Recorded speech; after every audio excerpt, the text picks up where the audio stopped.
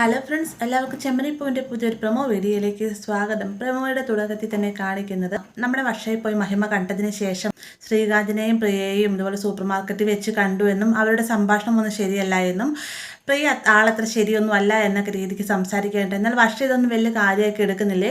പിന്നീട് വർഷ വീട്ടിലേക്ക് കയറി ചെല്ലുന്ന സമയത്ത് ശ്രീകാന്ത് ഹെഡ്സെറ്റും വെച്ച് പാട്ട് കേട്ടുകൊണ്ടിരിക്കുകയായിരിക്കും.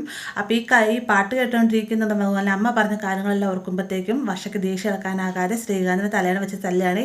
ഈ ഒരു കാഴ്ച കണ്ടുകൊണ്ടാണ് രേവതി അങ്ങോട്ടേക്ക് വരുന്നത്. രേവതി വേഗം സച്ചിയെ വിളിക്കുകയും സച്ചി വന്നതിന് ശേഷം ശ്രീകാന്തിനോടായിട്ട് പറയുന്നുണ്ട്, നീ എന്തെങ്കിലും പ്രശ്നം ഉണ്ടാക്കിയിട്ടുണ്ടാവും, അല്ലാതെ വർഷം നിന്നോട് ഇങ്ങനെ ചെയ്യുകയില്ല, എന്ത് പറ്റി മോളെ, ഏട്ടനോട് കാര്യം പറയാം എന്നൊക്കെ പറയുമ്പോഴത്തേക്കും പറയേണ്ട സമയമാകുമ്പോൾ ഞാൻ പറഞ്ഞോളാം, മിക്കവാറും സച്ചിനോട് എനിക്ക് ഈ കാര്യങ്ങളെല്ലാം തുറന്ന് പറയേണ്ടി വരുമെന്നൊക്കെ വർഷ പറയുമ്പോൾ മോൾ എന്തുണ്ടെങ്കിലും ഏട്ടനോട് പറഞ്ഞോളാം സച്ചി പറയണം. പെട്ടെന്ന് ശ്രീകാന്ത് ഏട്ടനോ എന്ന് ചോദിച്ചുകൊണ്ട് ഒരു കളിയാക്കുന്ന രീതിക്ക് സംസാരിക്കുകയാണ് കേട്ടോ. അതിനുശേഷം കാണിക്കുന്ന സുധി അമ്പലത്തിലേക്ക് ചെല്ലുന്ന സമയത്ത് നവീൻ അവിടെ വേഷം കയറി ഒരു സന്യാസിയുടെ വേഷം മാറിയിരിപ്പുണ്ടാവും.